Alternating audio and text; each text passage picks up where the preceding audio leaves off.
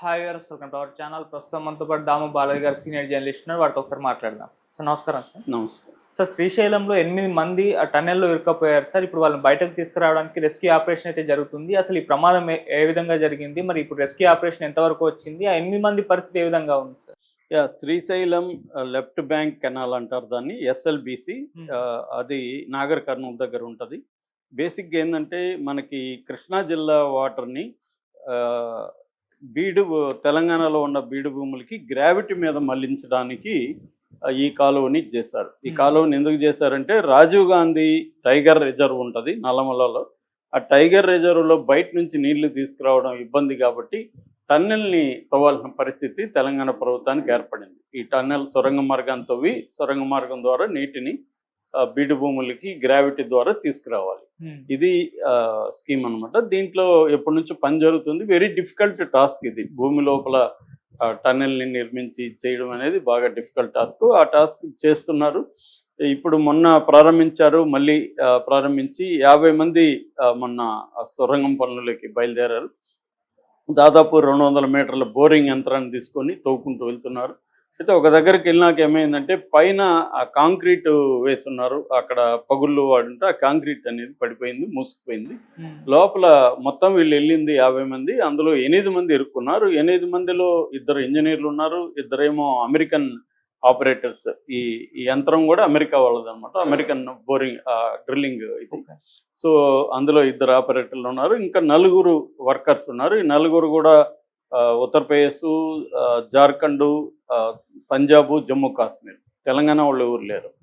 So మొత్తం 8 మంది ఇందులో ఇరుక్కుపోయారు. దాదాపు ఇప్పుడు 30 అవర్స్ అయిపోయింది.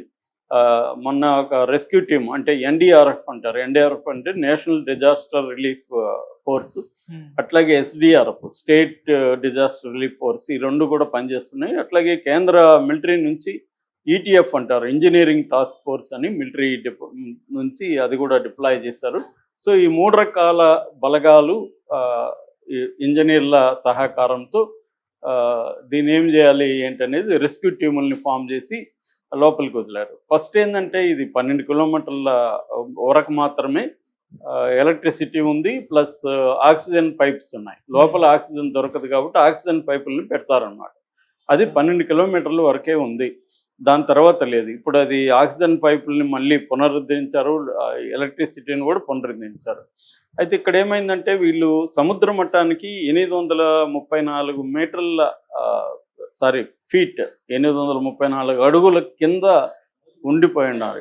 వీళ్ళకి ఇప్పుడు ఆక్సిజన్ అందుతా ఉందా లేదా అనేది తెలియట్లేదు. భోజనం అంటే పర్వాలేదు, కనీసం భోజనం లేకుండా కొద్ది రోజులు ఉండగలరు. వాటరు, ఆక్సిజన్ ఉండాలి. సో ఆక్సిజన్ అందుతుందా లేదనేది తెలియట్లేదు.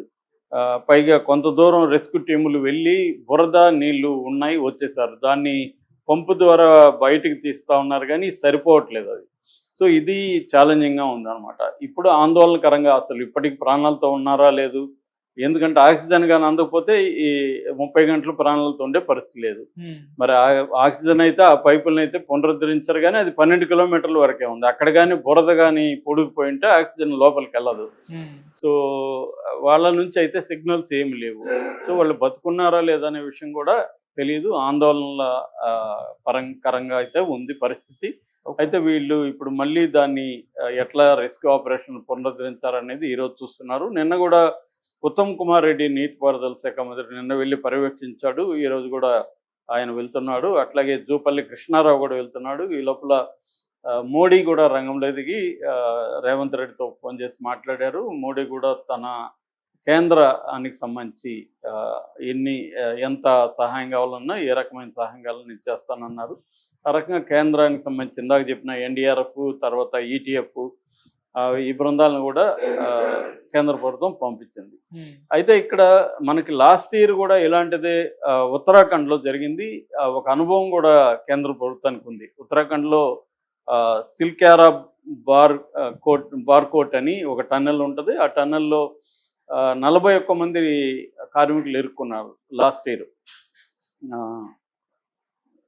కాదు, బిఫోర్ ఇయర్ నవంబర్ 23 ఇరుక్కున్నప్పుడు దాదాపు 16 రోజులు వాళ్ళు ఉండిపోయారు. అలాగా అప్పుడు కూడా కేంద్ర ఏజెన్సీలు దాదాపు 5 ఏజెన్సీలు పనిచేసాయి. దానికి ఆపరేషన్ జిందగీ అని కూడా పేరు పెట్టారు. దాదాపు 600 మంది ఆ రెస్క్యూ ఆపరేషన్లో అప్పుడు పాల్గొన్నారు. అప్పటికి కూడా కాకపోతే ఆస్ట్రేలియా నుంచి ఒక టన్నెల్ ఎక్స్పర్ట్ ఆర్నాల్డ్ డిక్స్ అని ఒక టన్నెల్ ఎక్స్పర్ట్ని పిలిపించారు. అమెరికా నుంచి మిషన్ తెప్పించారు. మెయిన్ డ్రిల్లింగ్ మిషన్ పాడైపోయింది. అది కూడా 7 రోజులు ఆస్ట్రేలియా ఆయన 7 రోజులు చేశారు, ఫెయిల్ అయిపోయింది. దాని తర్వాత ఉత్తరప్రదేశ్లో ఝాన్సీలో మాన్యువల్ లేబర్స్ కొంతమంది ఎక్స్పర్ట్లు ఉన్నారు. ఈ ర్యాట్ హోల్ మిషన్ డ్రిల్లింగ్ అంటారనమాట. ఈ ర్యాట్ హోల్ మైనింగ్లో ఎక్స్పర్ట్లు అనమాట వాళ్ళు. అంటే మాన్యువల్గా తవ్వుకుంటూ వెళ్తారు వాళ్ళు, మిషన్ ఉండదు.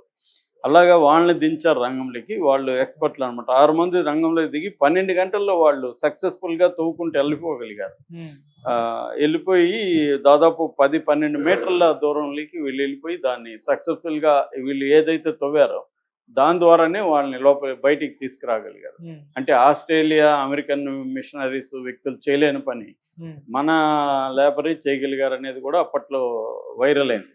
అట్లాగే ప్రపంచంలో ఇటువంటి టన్నెల్ ప్రమాదం వచ్చి అతిపెద్దది ఇప్పటి వరకు జరిగింది ఎక్కడంటే థాయిలాండ్లో. దాని మీద నాకు తెలిసి ఒక 6-7 సినిమాలు, వెబ్ సిరీస్, ఒక 10 రకాల పుస్తకాలు అన్నీ వచ్చాయన్నమాట. అంత పాపులర్ అయింది ఇంటర్నేషనల్గా. అది ఎప్పుడు జరిగిందంటే 2018 జూన్ 23వ తేదీ football team, junior football team అంటారు, 11 నుంచి 16 ఏళ్ల వయసు ఉన్న పిల్లలు ప్లస్ వాళ్ళకి కోచ్, మొత్తం 13 మంది ఒక గుహలోకి వెళ్ళారు. ఆ గుహ వెరీ పాపులర్ అనమాట థాయిలాండ్లో. చియాంగ్ రాయ్ ప్రావిన్స్ అంటారు. అందులో తామ్ లువాంగ్ కేవ్ అంటారు. ఆ తామ్ లువాంగ్ కేవ్లోకి వీళ్ళు వెళ్ళారు.